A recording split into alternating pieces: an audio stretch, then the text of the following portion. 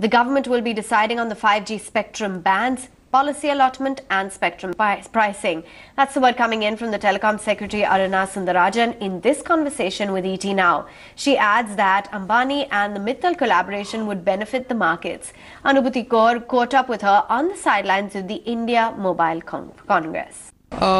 See, there'll be a lot of policies which we will be looking at as part of the new telecom policy, because we'll be looking at how can we build up fiber, what should we do for ease of doing business, what should we do for promoting manufacturing in India, what kind of cyber security architecture do we need to put in place, what kind of regulatory regime do we need to keep in place. So all of these will be coming up as part of the discussion on the new telecom policy, where we'll be taking the views of all the stakeholders. Yeah, so as we know that the Mr. Mukesh Ambani and Sunil Mittal are fierce competitors, but yesterday they both spoke in the same tone of collaboration. So do you think that it is actually possible, or was it just for public consumption? What do you think about it? No, I think you heard them say very clearly that, India is a large enough growth market for more than one player.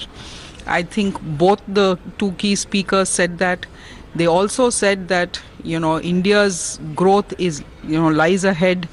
And thirdly, they said there is a lot of room for collaboration, and it is only through collaboration between industry players, between industry and government.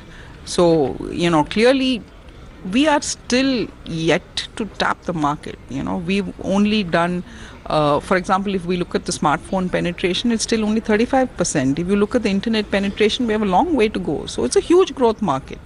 Yeah, and also that Mr. Mukesh Ambani said that data is the new oil, and meanwhile Sunil Mittal talked that how spectrum is far too expensive. So it's perhaps one of the costliest in the world. So how seriously is the government looking at rationalizing the price of the spectrum? See, first of all, there is a regulator who will be recommending to government what the new policies should be for the long-term growth of the sector.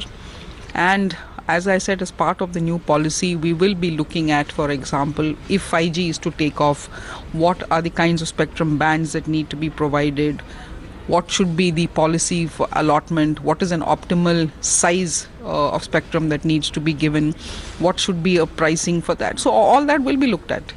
And also, is there any pressure on you and the DOT on announcing the concluding spectrum auctions? See, right now the TRAI has to give recommendations. So once the recommendations come, we will see. It also depends on what is the appetite of industry for, additional spectrum. How ready are they? So all these factors will have to be taken into account. Yeah. One last question. As Himanshu Kumbhania of Idea and Gopal Vittal of Bharti Airtel, both on the state said intervention badly is needed. So they gave examples of how deferred spectrum payouts, SUC, cut, etc. So why isn't the government reacting fast enough? It has missed its own deadline with the interministerial group meeting as well. See, this is an evolving scenario.